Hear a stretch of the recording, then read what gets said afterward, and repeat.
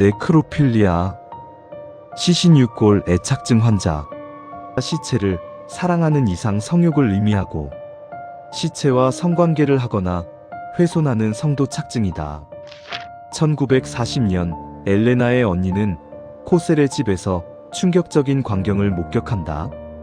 침대에 누워있던 엘레나의 모습은 마네킹처럼 보였지만 침대에서 썩어가는 그녀의 시신을 개조한 인형이었다.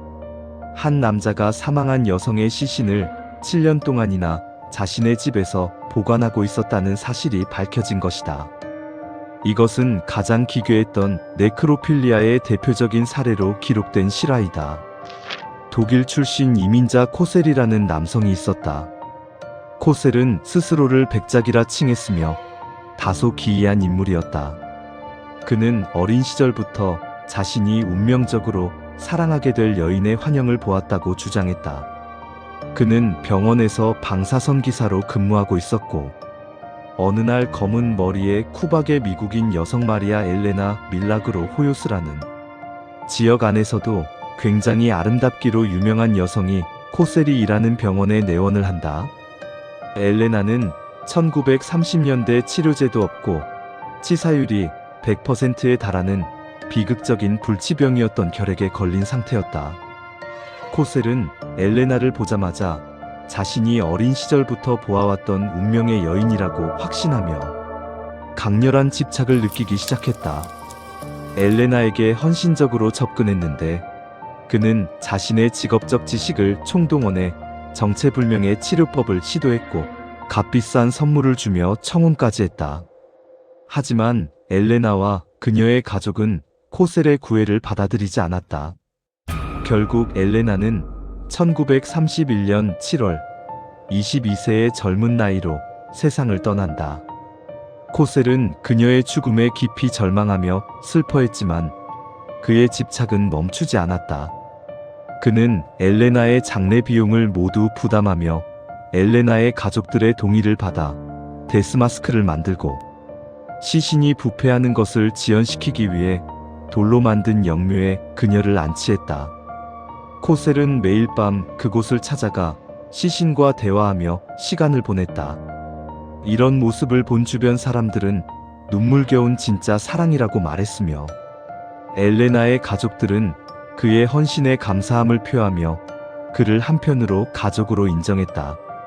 하지만 그의 기행은 이때부터 본격적으로 시작되었다. 2년 후인 1933년 어느 날 밤, 결국에는 코셀은 실행해서는 안 될 끔찍한 일을 저지르고야 만다. 코셀은 이미 계획이 있었는데 그는 엘레나의 시신을 무덤에서 몰래 파내어 마차에 싣고 자신의 집으로 옮겼다. 엘레나의 시신은 상당히 부패되어 있었는데 시신이 더 이상 부패하는 것을 막기 위해 온갖 엽기적인 방법들을 동원했다. 부패된 피부는 파라핀 왁스에 적신 실크 천으로 덮어 보존했고 뼈대는 철사와 나무 옷걸이로 고정했다. 눈 대신 유리알을 끼웠으며 빠진 머리카락은 엘레나의 실제 머리카락으로 만든 가발로 대체했다. 냄새를 제거하기 위해 엄청난 양의 향수와 방부제를 사용했다. 코셀은 이렇게 복원된 시신을 자신의 침대에 눕혀놓고 무려 7년 동안 함께 생활했다. 그는 시신을 자신의 아내로 여겼으며 춤을 추거나 대화를 시도하는 등 기이한 동거를 이어갔다. 평생 들키지 않을 것이라 생각했던 코셀의 기이한 신혼생활은 1940년 깨지고야 마는데 2년 동안 매일같이 엘레나의 묘소를 찾아오던 코셀이 갑자기 소식이 뜸해져 주변에서는 사랑이 식은 게 아니냐는 둥 소문이 나기 시작했고 그 소문을 들은 엘레나의 언니가 수상하다 생각해 의심이 생겨 확인할 겸 코셀을 위로하기 위해 코셀의 집으로 찾아갔다가 경악스러운 광경을 목격하고 당국에 신고했다. 출동한 경찰에 의해 코셀의 집 침대에서 인형처럼 꾸며진 엘레나의 시신이 발견되면서 세상에 알려지게 되었다. 문제의 시체 인형은 부검을 받았다. 그리고 시체 안에서는 뼈와 부패된 조직 등이 나왔다. 이때 경찰은 지금으로서는 이해할 수 없는 행동을 하는데, 당시 경찰 당국은 해부한 시체를 일반에 공개까지 해 6,800여 명이나 되는 사람들이 그 시체를 구경하게 만드는 고인능욕을 저질렀다. 코셀은 체포, 구금되었다. 구금되어 있는 동안 경찰들 앞에서 자신이 직접 만든 파이프 오르간으로 매일 밤 엘레나를 위한 세레나데를 불러주었고, 그녀가 다시 살아나면 자신이 만들고 있는 비행기로 그녀와 함께 날아갈 계획이었다고 진술하였다고 한다. 범행 동기는 본인의 주장에 의하면 엘레나의 영혼이 노래를 부르면서 자신을 꺼내달라고 하였기 때문이라고 진술하여 정신분석이들에게 감정을 받게 했는데, 놀랍게도 코셀은 정상으로 판정받았다.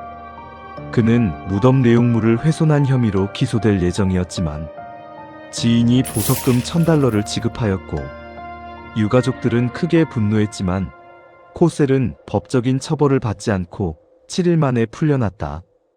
이 사건은 당시 언론을 통해 널리 퍼지며 큰 파장을 일으켰고, 사람들은 코셀의 비정상적인 행동에 경악을 금치 못하면서도 여론이 동정적이었으며 대체로 탄즐러의 편을 들었다. 괴짜낭만주의자라고 표현하는 사람들도 있었다. 부검 후 엘레나의 시신은 가족에게 인계되어 비밀리에 다시 매장되었다.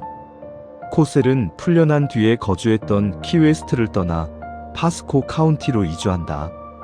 하지만 그 후에도 코셀은 엘레나에 대한 집착을 버리지 못했다. 그는 엘레나의 생전 사진과 데스 마스크를 바탕으로 실물 크기의 인형을 만들기 시작했다. 1952년 향년 75세로 그는 자택 바닥에서 사망한 채로 발견되었는데, 그의 시신 옆에는 엘레나의 데스 마스크가 놓여 있었다고 한다. 코셀이 사망 후 시간이 흘러 1972년, 과거 엘레나의 시신을 부검했던 2명의 부검의들이 당시 찍었던 사진을 제시하는데, 인형의 성기 부위에 종이 튜브가 장치되어 있었고 그가 시간을 저질러 왔다는 증거라고 말했지만, 부검했던 1940년에는 기각돼 버려 증거를 제시조차 못했고, 남아있는 것은 사진뿐이라 확실한 진실은 아무도 알 수가 없었다. 코셀과 엘레나의 이야기는 사랑이라는 이름 뒤에 숨겨진 인간 정신의 어둡고 병적인 측면, 그리고 광기 어린 집착이 어디까지 갈 수 있는지를 보여주는 충격적인 실제 사례로 기록돼 있다. 구독과 좋아요는 달한개에게 많은 힘이 됩니다.